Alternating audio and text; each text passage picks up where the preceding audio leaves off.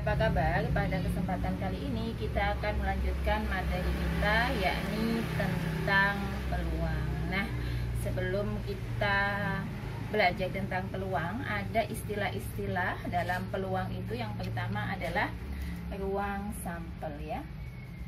Ada namanya ruang sampel. Kemudian ada namanya juga titik sampel, ya. Ruang sampel adalah himpunan semua hasil yang mungkin terjadi dalam suatu percobaan. Jadi himpunan hasil, jadi hasil dari sebuah percobaan biasanya dilambangkan dengan S. Ini adalah namanya ruang sampel, ya. Contohnya misalnya ini ya, kalau ruang sampel itu S berarti anggota, banyaknya anggotanya, ya, banyak anggotanya. Banyak anggota dari S ini, ya, atau dari ruang sampel ini nanti kita tulis dengan NS, ya. Misalnya pada saat kita membuat percobaan melempar melempar sebuah mata uang, ya kan, kalau mata uang itu ada dua sisi. Jadi mata uang itu mempunyai dua sisi, ya. Sisi yang pertama itu adalah sisi gambar, yang kedua adalah sisi angka. Sehingga ruang sampelnya atau S-nya itu adalah G dan A, ya. Atau NS-nya itu banyaknya, karena ini cuma dua, berarti NS-nya sama dengan 2. Itu adalah ruang sampel. Bagaimana jika pada sebuah mata uang, ya, misalnya mata uangnya lebih dari 1, berarti nanti ruang sampelnya juga dihitung berapa. Misalnya ada 2, berarti G-nya ada 2, A-nya ada 2, karena ruang sampelnya ada 2, ada titik sampel juga, ya. Kemudian setelah itu kita akan bahas apa sih peluang itu sebenarnya, ya. Nah, peluang itu adalah perbandingan antara banyaknya kejadian yang diamati dengan banyaknya kejadian yang mungkin. Jadi kejadian yang diamati dengan kejadian yang mungkin, sehingga peluang itu kita simpulkan dengan P dalam kurung A, ya, nilai yang muncul kejadian A. Jadi ini peluang dari kejadian A adalah NA, banyaknya muncul kejadian A dibagi dengan NS-nya, ya. Dibagi dengan NS berarti ruang sampelnya, ya. Contohnya bagaimana? Contohnya misalnya seperti ini. Dalam sebuah kantong, ya. Dalam sebuah kantong misalnya ada sebuah yang gampang dulu, ya. Misalnya ada sebuah dadu. Dadu itu kan mempunyai NS-nya itu kan 6. 6 itu apa saja?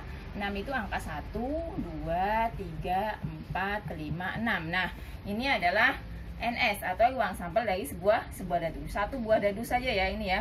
Misalkan peluang muncul angka 3, berarti NA-nya angka 3-nya itu kan cuma keluar sekali. Berarti berapa peluang muncul angka 3 pada pengocokan sekali pengocokan dadu? Maka PA sama dengan NA dibagi NS. NA-nya tadi adalah mata dadu 3, berarti 1 kali dibagi 6. Berarti setiap mata dadunya nanti peluangnya adalah 1/6. Nah, kemudian nanti soal untuk yang lebih ini kita bahas di belakang, ya. Ada kisaran nilai peluang, ya. Kisaran nilai peluang, kalau tadi peluang rumusnya peluang, sekarang kisaran nilai peluang. PA, ya, sama dengan 1 itu jika kejadiannya pasti. Misalnya matahari terbit dari timur. Nah, kejadiannya yang pasti berarti peluangnya adalah 1. PA bisa nilainya 0 jika ini adalah kejadian mustahil, ya. Nah, itu nilainya adalah 0, ya. Jadi kalau kejadiannya pasti, dia pokoknya pasti itu terjadi, gitu. Berarti dia adalah nilainya 1. Tapi jika kejadiannya mustahil, nilainya adalah 0. Kemudian PA ditambah P bukan A, artinya kejadian A ditambah kejadian bukan A, kalau dijumlahkan hasilnya akan menjadi 1. Nah, kalau komplement suatu kejadian berarti P bukan A. Nah, ini namanya komplement kejadian ya. Itu adalah 1 dikurangi dengan P. PA ini adalah rumus-rumus tentang peluang ya. Misalnya seperti ini, peluang muncul dadu 6 pada pelemparan sebuah dadu adalah 1/6. Peluang tidak muncul mata dadu 6 adalah ini ya, komplement suatu kejadian ya. Misalkan ini ada peluang mata dadu 6 ya, mata dadu 6. Nah, itu adalah 1/6 ya. Kenapa 1/6? Satunya adalah jumlah kejadiannya adalah 1 karena mata 6-nya cuma 1 ya. NS-nya adalah ruang sampel tadi ya, berarti 1/6. Berapa kejadian yang muncul bukan mata dadu 6? Berarti P bukan 6 itu sama dengan tadi ya, 1 kita kurangi 1/6. Berarti ini 6/6, kita samakan penyebutnya ya. Berarti nanti nilainya 5/6. Kemudian ada satu lagi ya. Ada satu lagi namanya frekuensi harapan ya. Frekuensi harapan. Nah, kalau ini tadi kita masih satu lagi. Habis ini kita akan bahas soal-soal.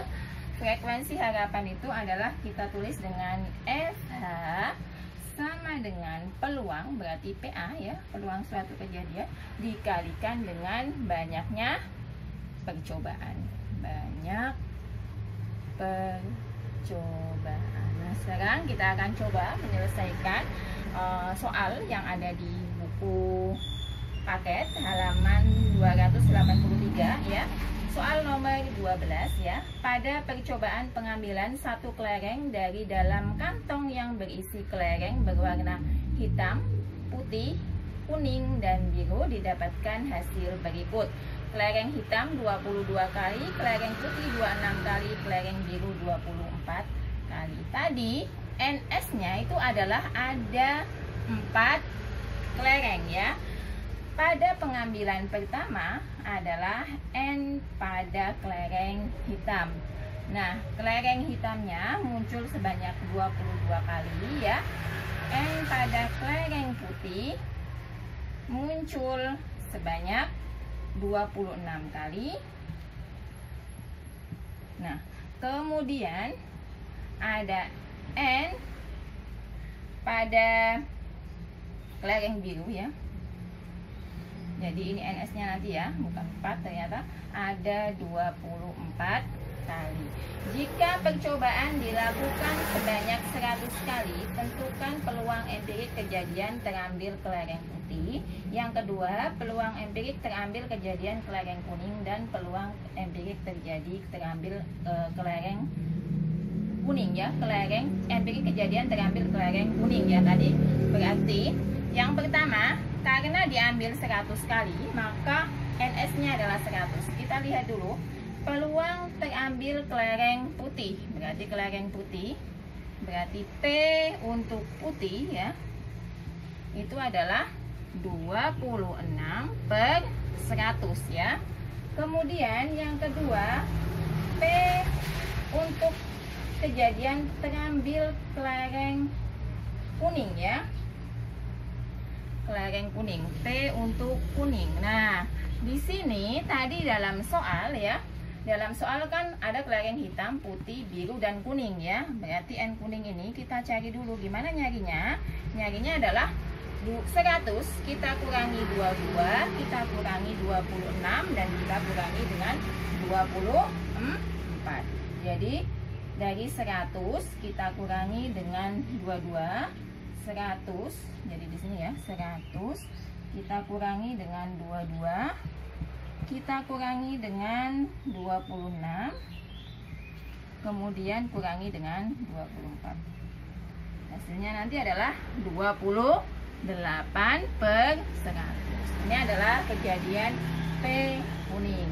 Nah, lalu kejadian P bukan kuning ya.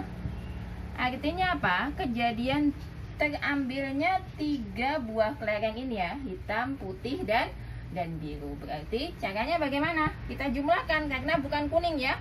Atau bisa tadi menggunakan apa tadi? Komplement suatu kejadian ya. Jadi 100 per 100 dikurangi 28 per 100. Atau bisa kita gini kan. Jadi 22 ditambah 26 ditambah 24 per 100 sama dengan 22 tambah 26, 26, 8 ya.